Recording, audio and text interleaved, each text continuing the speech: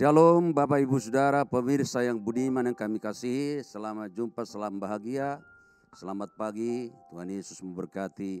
Renungan pagi hari ini 5 menit memberkati bersama kami Pastor Leo Sitinjak.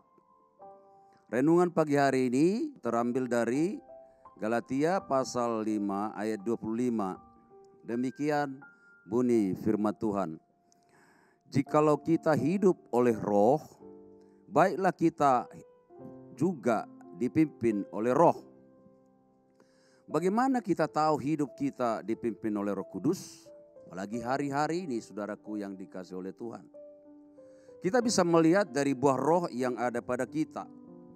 Mari kita lihat dulu buah roh yang ada di dalam Galatia pasal 5 ayat 22 sampai dengan 23. Tetapi buah roh ialah kasih. Pertama, pagi hari ini kita harus memiliki kasih dalam rumah tangga dulu. Baru tetangga kita, baru yang lainnya. Sukacita, damai sejahtera, kesabaran, kemurahan, kebaikan, kesetiaan, kelemah lembutan, penguasaan diri. Tidak ada hukum yang menentang hal ini. Kalau ke-9 buah roh ini atau beberapa buah roh ada pada kita, maka kita tahu hari-hari ini kita sedang dipimpin oleh Roh Kudus. Yang kedua, kita sedang berada atau hidup di dalam Roh Kudus. Kita dipenuhi oleh Roh Kudus. Sukacita, beda dengan orang-orang di dunia sana yang tidak mengenal Roh Kudus. Sukacita mereka karena hiburan, mungkin mereka habis gajian, mungkin karena rekeningnya masih ada saldo. Tetapi kita tidak bisa dipengaruhi oleh musim dan waktu.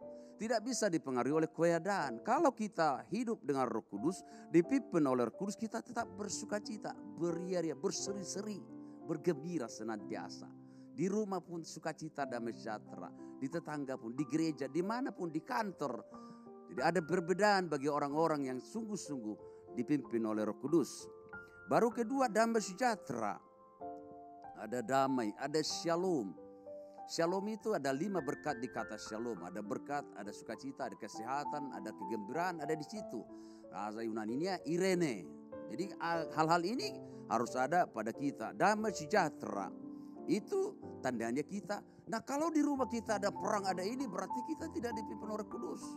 Walaupun sudah habis gajian, walaupun dapat uang, walaupun dapat berkat, ribut terus. Berarti Roh Kudus senantiasa tidak ada dalam hidup kita.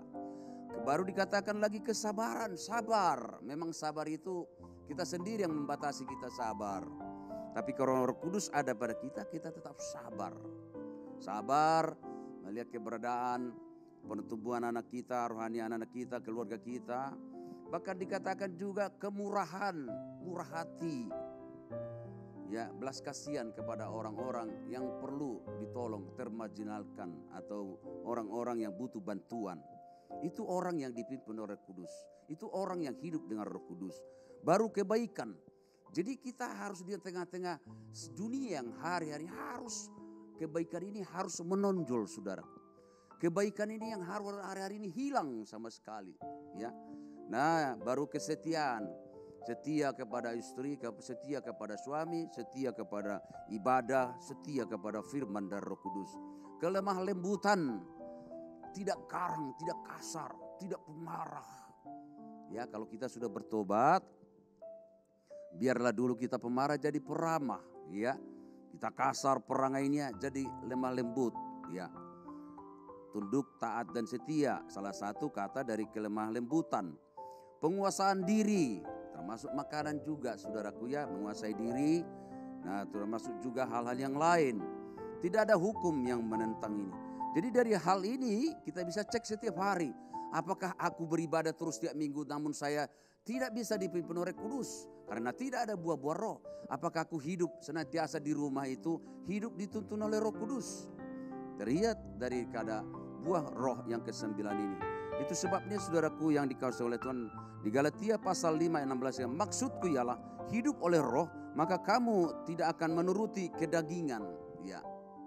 Tidak mengikuti hawa nafsu. Kita harus hidup 9 buah roh ini, saudaraku, kalau kita benar-benar dipimpin oleh Roh Kudus. Itu renungan yang membuat kita pagi hari ini hidup di dalam roh, dituntun oleh Roh Kudus. Shalom, Tuhan Yesus memberkati kita pagi hari ini. Amin.